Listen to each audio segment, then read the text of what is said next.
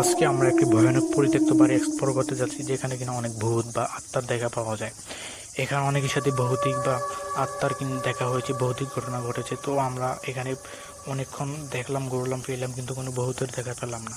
তো লোকমুখে শোনা যায় এখানে অনেক ভৌতিক ঘটনা ঘটেছে। আমরা পুরো বাড়িটা এক্সপ্লোর করলাম, তবে আমাদের অনুমতি ছিল না। তবুও আমরা অনুমতি কিছুটা নিয়ে আপনাদের দেখানোর চেষ্টা করতেছি। এখানে কি আসলে ভূত প্রেত বা আত্মা কিছু নামে আছে? যদি দেখতে চান, আমরা পুরো বাড়িতে একদিন এক রাত কাটাবো।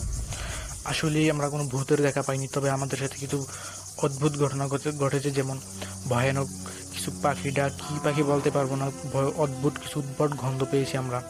তো এখানে কি ভূত প্রেত আত্মা নামে কিছু আসলেই আছে? যদি দেখতে চান, আমরা এক রাত এখানে কাটাবো। এই রহস্য কি রহস্যই থেকে যাবে, নাকি আমরা উন্মোচন করে দেবো? এটা হচ্ছে মহারাজের প্রায় 200 বছর আগে পুরনো বাড়ি।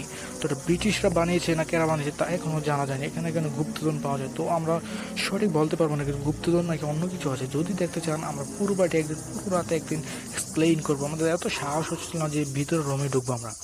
রুমগুলো আসলে ভয়ানকর অন্ধকার ছিল, এখানে নাকি অনেক শাস্তি হতো মানুষকে।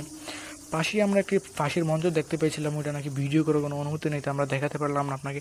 এখানে কি আসলে ভূত প্রেত বা আত্মা কিছু আছে? যদি চান,